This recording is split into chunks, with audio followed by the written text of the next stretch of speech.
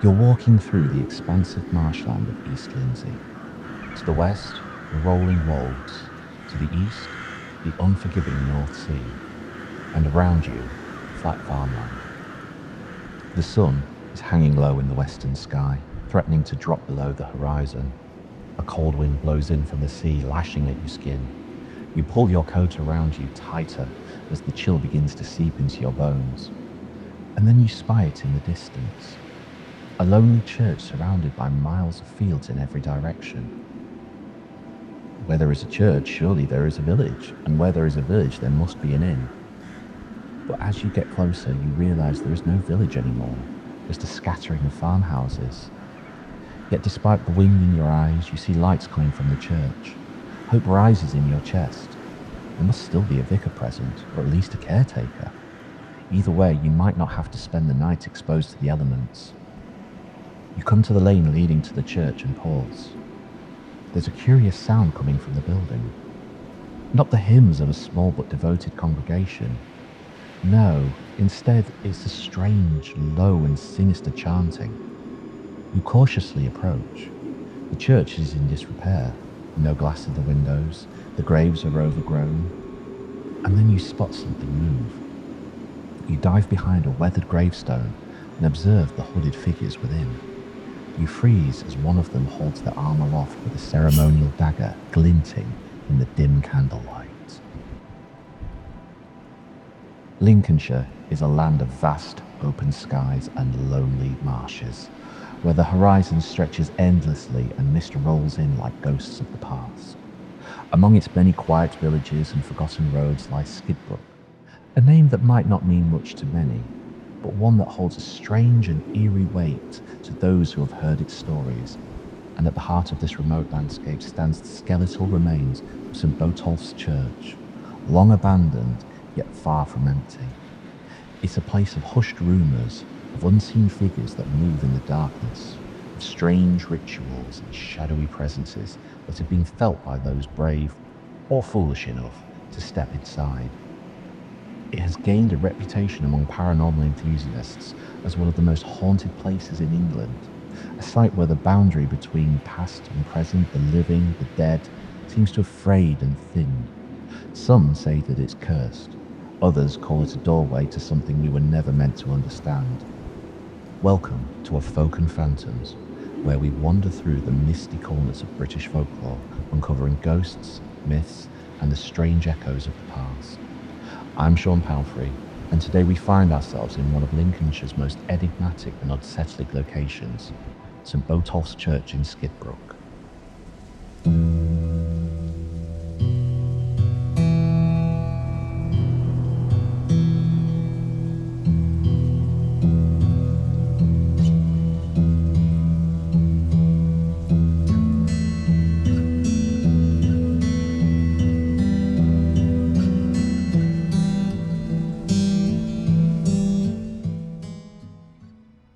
There are places in Britain where time seems to stand still, not in the picturesque, preserved way of a heritage town or a grand estate, but in a matter that feels more unsettled, as if the past still lingers, watching, waiting. Places where the silence is just a little too deep, and where the wind carries voices that should no longer speak. Today, we find ourselves in such a place. To understand the strange presence that lingers in Skidbrooke, we first need to understand its history. Today, Skidbrooke is little more than a scattering of houses, an echo of a once thriving rural community. But centuries ago, it was a small but vital part of Lincolnshire's medieval landscape, one shaped by faith, hardship, and isolation.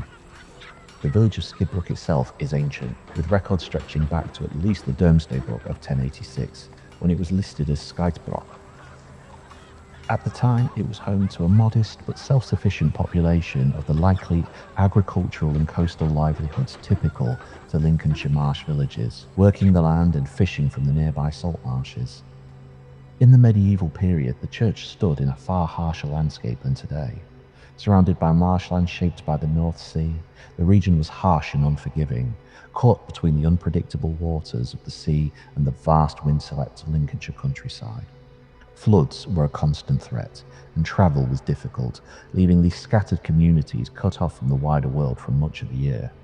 At the heart of this lonely settlement was the church, which, according to Historic England, dates from the early 13th century and remains a Grade 1 listed historic building. Its very name ties to a saint who, fittingly, is often associated with wayfarers, travellers, and those living on the edges of the known world. St. Botolph was a 7th century English abbot and missionary, known for spreading Christianity in remote regions. Churches dedicated to him were often placed on the edges of settlements or along important travel routes, locations seen as thresholds between the known and the unknown. St. Botolph's Church in Skidbrooke fits that pattern perfectly. Even in its prime, it would have felt isolated, standing as a lone sentinel against the bleak expanse of the surrounding marshland. In the flat lands of Lincolnshire, church towers were often the tallest structures for miles. They served not only as places of worship, but also as essential landmarks, guiding travellers across the landscape. The structure itself was built in the early English Gothic style, with thick stone walls, narrow windows, and a sturdy squat tower, a necessity in a landscape where relentless winds and shifting weather could test even the strongest of buildings. The church served the village for centuries, witnessing births, marriages, and deaths as generations of Skidbrooke's people passed through its doors. But despite its endurance, it could not withstand the slow decline that crept over the area. Like many rural villages, Skidbrooke suffered as the centuries turned. By the late medieval period, economic struggles and environmental pressures led to a decline in population. The enclosure of land for farming, a common shift in England during the 15th and 16th centuries, reduced the need for labourers, driving many families away in search of work elsewhere. The once thriving village began to dwindle, and by the 19th century it was little more than a shadow of what it had been. The church, though, remained standing, its ancient stones weathering the years, but without a large congregation to sustain it, it too began to fall into disrepair. By the 20th century, it was largely abandoned, no longer a place of worship, but a relic of the past, left to the mercy of time and the elements. It was finally declared redundant in November 1973 by the Church of England, its sacred purpose officially erased. Yet, even as its doors closed to the living, something else seemed to take its place. Because this church never truly became empty. If anything, it became more active. With no congregation to protect it, the church became a magnet for those drawn to the strange and the occult. Dark figures were seen gathering there at night, candles flickering through the broken windows, unsettling symbols were found etched into the stone. Rumours of infernal rituals, of figures robed in black, of forces best left undisturbed. And those who entered, whether out of curiosity or bravado, began to speak of something else, something unseen, something waiting in the shadows. First, let's talk about the stories, the hauntings, the legends, and the things that refuse to be forgotten, and give rise to this church's nickname, the Demon Church.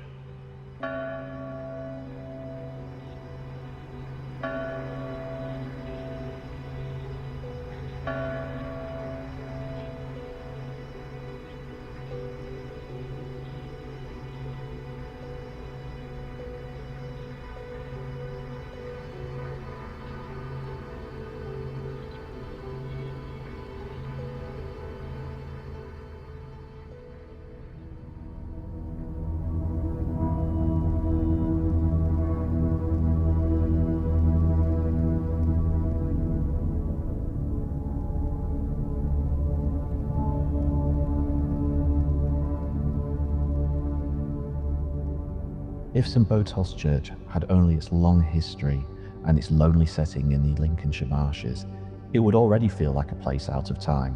But it's not history alone that draws people here. For decades, the empty church at Skidbrooke has gathered a darker reputation, whispered in local stories, paranormal investigations, and the uneasy curiosity of those who visit after nightfall. Few abandoned churches in Britain have earned a reputation quite like this one. Locals have long whispered about eerie occurrences. It's not surprising then that over the years, ghost hunters and paranormal investigators and just curious thrill seekers have ventured inside, many leaving with chilling accounts of their own. Some reports have been documented in paranormal research books and investigations by groups like Hidden Realm Paranormal, Retford Ghost Hunters, and PSI Investigate, with various accounts appearing in local newspaper archives and online forums dedicated to ghost hunting. Perhaps the most frequently repeated tale speaks of a hooded figure seen walking among the graves. Visitors have described the apparition as a monk, drifting silently through the churchyard or standing in the shadow of the ruined walls. Some accounts claim the figure vanishes when approached, dissolving into darkness before it can be clearly seen. One paranormal investigation group even claimed to have captured the figure on film, appearing faintly above a gravestone in the churchyard. If the story has any historical root, it may lie in the medieval religious life of the region. Monastic houses once dotted the Lincolnshire landscape, and ruins such as these often attract legends of wandering monks and restless clergy. But whether the shadow seen here belongs to history, imagination, or something else remains uncertain. Perhaps one of the most unsettling stories connected to Skidbrooke involves the sightings not of monks or shadows, but of children. One paranormal investigator claimed to have witnessed what appeared to be the spirits of infants moving among the gravestones in the churchyard. The figures were described as small shapes drifting through the grass before disappearing entirely. Such stories are common in folklore surrounding old churches, particularly those that contain centuries of burials. But hearing them told about a place as isolated as Skidbrooke only deepens the sense that the ruin sits in a landscape where memory lingers. Sound is another mystery at Skidbrooke. More than a few visitors have reported hearing the unmistakable murmur of voices inside the church, and there have even been reports of the sound of approaching storms on otherwise calm days. Even light anomalies, orbs, and the phenomenon known as rods have allegedly been documented within the church by investigators. Other visitors speak of unexplained lights inside the abandoned church, small flickers moving through the broken windows, glows appearing in the tower where no electricity has existed for decades. But of all of these stories connected to Skidbrooke, perhaps the most disturbing are those tied to the church's other visitors, those that have not come to worship but to summon. Since its abandonment, St. Botolph's has become notorious for alleged occult activity. Reports began circulating that occult groups were gathering among the ruins during the 1970s and 80s. Candles, symbols, and strange markings were allegedly discovered inside the abandoned building. Some visitors claim to have found pentagrams drawn in wax on the floor. More troubling were the discoveries made years later. In 2004, local reports described evidence of animal sacrifice and occult graffiti found within the church, an incident that brought renewed attention to the isolated ruin and its strange reputation. Whether these acts were genuine ritual practices or simply vandalism carried out for shock and spectacle is unclear. However, one local resident felt so uneasy about the rumours of satanic practice that she allegedly had her house blessed. There is one final detail that makes the story of Skidbrooke even stranger. The church is dedicated to St. Botolph, a 7th century saint whose legends tell of driving demons from the marshlands of East Anglia. Medieval writers claim that he cast out the spirits of the swamps and cleansed the land through prayer. Yet centuries later, one of the churches bearing his name has become known as the Demon Church. If the old legends were true, the saint once banished darkness from the marsh, but standing in the ruins of Skidbrooke today, one might wonder if that darkness has slowly found its way back. In such places, stories grow quickly. A single strange experience becomes a rumour becomes a legend, and before long the legend begins attracting those who hope to witness something strange for themselves.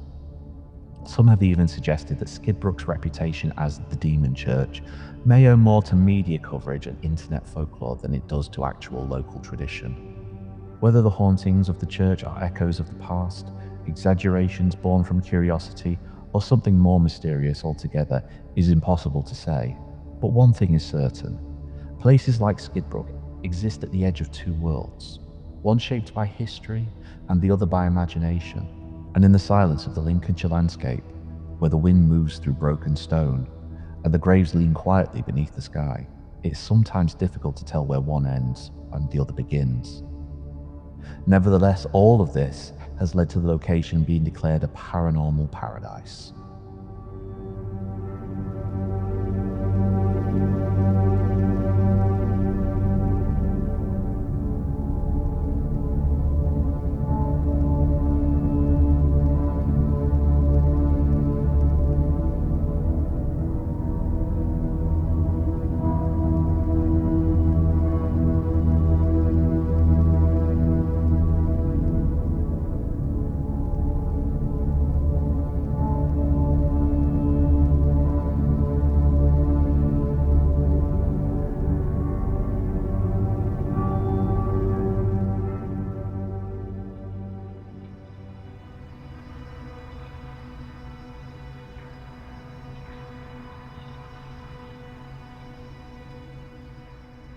In recent years, the church has become a site of fascination for paranormal enthusiasts, historians, and those drawn to the beauty of abandoned places. Despite its ruined state, efforts have been made to preserve what remains of the church. The building currently faces structural movement and collapse. For decades, the ruined church at Skidbrooke has gathered whispers of rituals, shadows, and strange gatherings beneath the Lincolnshire sky. And then, in October 2025, the ancient building itself gave way. The east wall of the nave collapsed without warning, a section of medieval stone suddenly falling after centuries of standing. Engineers would later blame shifting land and structural movement, but to those who knew the church's reputation, it felt like something darker had finally taken its toll. However, organisations dedicated to historical conservation have worked to ensure that the structure, though no longer a place of worship, remains standing as a testament to Skidbrooke's long-lost community. Also, Skidbrooke is not alone in its eerie legacy. Across Britain, other abandoned churches have earned reputations as places of mystery. St Mary's Church in Clophill, Bedfordshire, with its tales of witchcraft and ghostly monks, shares much in common with Skidbrooke. The ruined church at Knowlton in Dorset, built atop an ancient pagan site, is another location where history and legend intertwine. Each of these places, like Skidbrooke, reminds us that history is never truly silent. The stones, the soil, the empty spaces hold stories, if we're only willing to listen.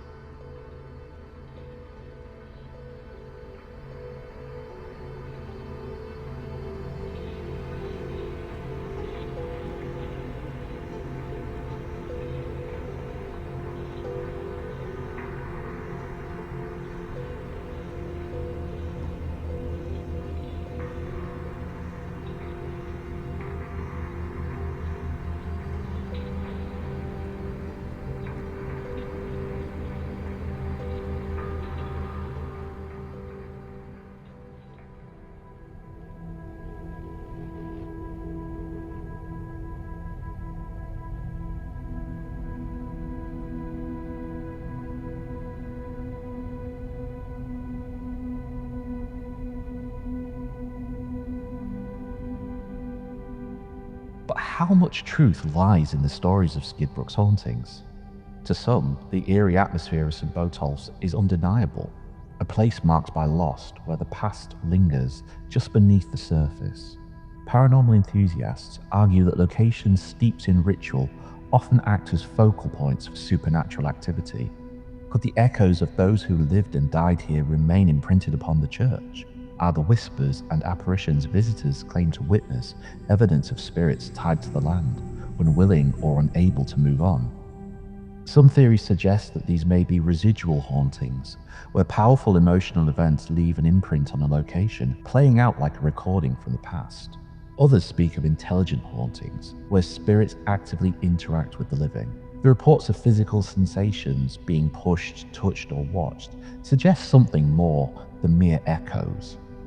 And then there are the more ominous claims that the alleged occult activity of the church may have disturbed forces beyond human understanding, drawing in energies not originally tied to the site. Yet, there are more rational explanations. The types of reported hauntings are the kind that occur across locations in Britain, and there is nothing particularly unique about those here. In fact, they don't appear to have any law attached to them at all. Instead, they are surprisingly general, hardly befitting the moniker of the Demon Church or a paranormal paradise. Indeed, many of the ghostly occurrences reported at Skidbrooke could easily be attributed to environmental factors. The isolated location, with its long history of decay, naturally fosters an eerie atmosphere. The howling wind through the broken stone, the shifting shadows cast by the moon, the creaks and groans of an old structure settling. Each of these could trick the mind into sensing something otherworldly. The feelings of dread? Perhaps just the power of suggestion, fueled by the church's reputation and the accounts of others. The supposed occult activity too is debatable. While remnants of supposed rituals have been found over the years, there's little concrete evidence to suggest they were anything more than acts of mischief from those looking to heighten the site's mystique, or even just a microcosm of the larger periodical satanic panics that have hit the media since the 1960s. And after all, what part of the country doesn't have bored teens who set fire to things for a laugh?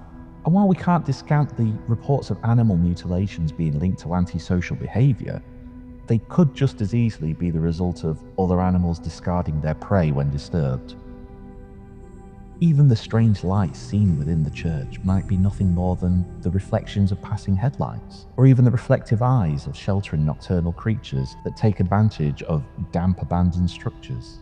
The so-called rods are most likely insects reflecting infrared light and blurring across older and slower camera sensors that struggle in the low light. The churchyard and surrounding fields may offer some explanation as well. The echoes of screeching foxes or barn owls could be misheard from a distance as something otherworldly. Also, the lichen on the gravestones can create strange light reflections when viewed in infrared. St. Botolph's is a great example of how local rumour, hearsay and misinterpretation can become repeated and reinterpreted. It's actively becoming local folklore, establishing itself through local news stories of antisocial behaviour and the piqued curiosity of local ghost hunters, with very little recorded first-hand evidence from witnesses of the alleged events. In the half a century since its closure as an active place of worship, its lonely presence in an otherwise empty landscape has stimulated the imagination of those who look upon it.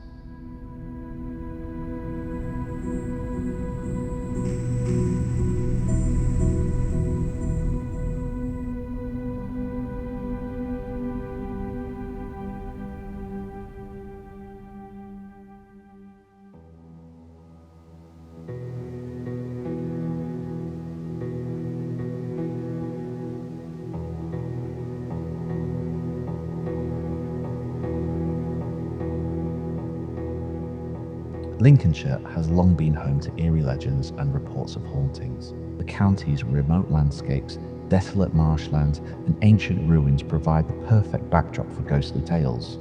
Skidbrooke's spectral reputation is not unique.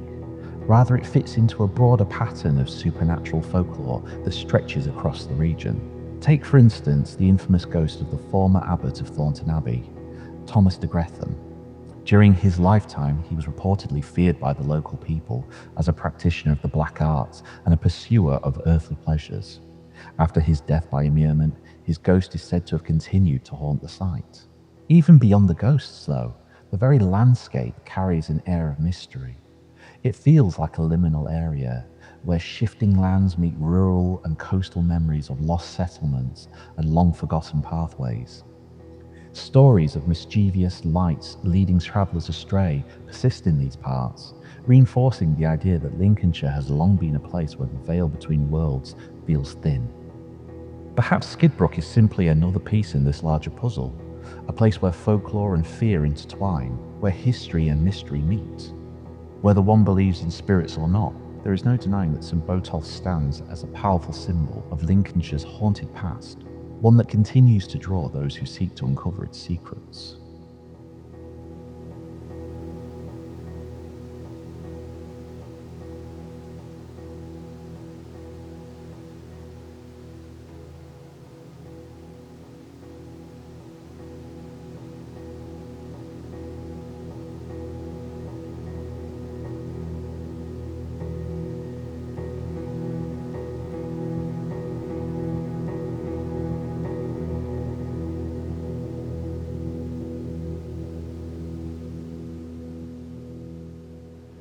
St. Botolph's Church at Skidbrooke stands today as little more than a shell.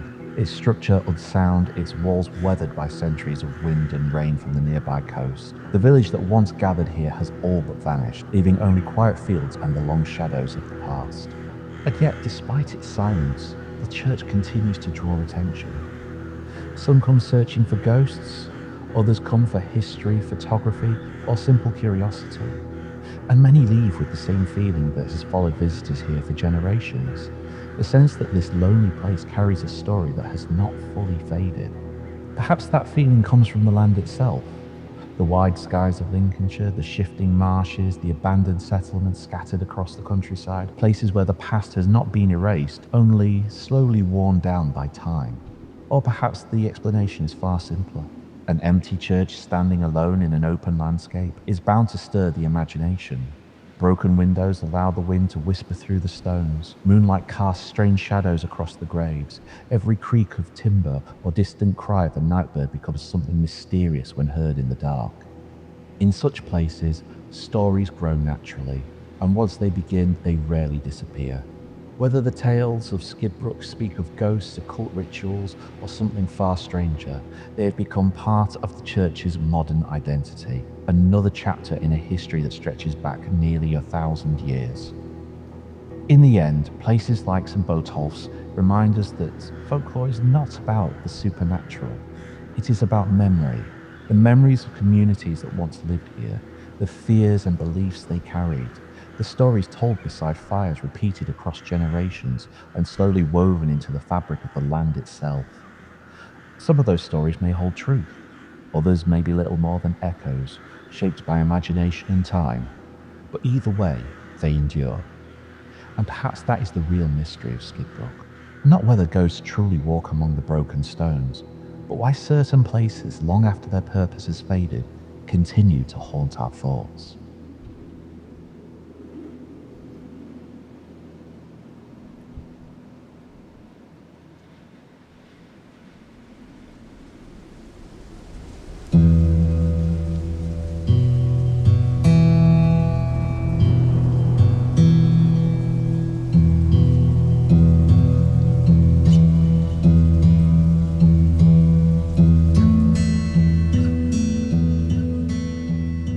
So if you ever find yourself travelling through the quiet marshlands of Lincolnshire, and you happen to pass the ruins of a lonely church standing against the horizon, you might feel the same pull that has drawn so many others before you.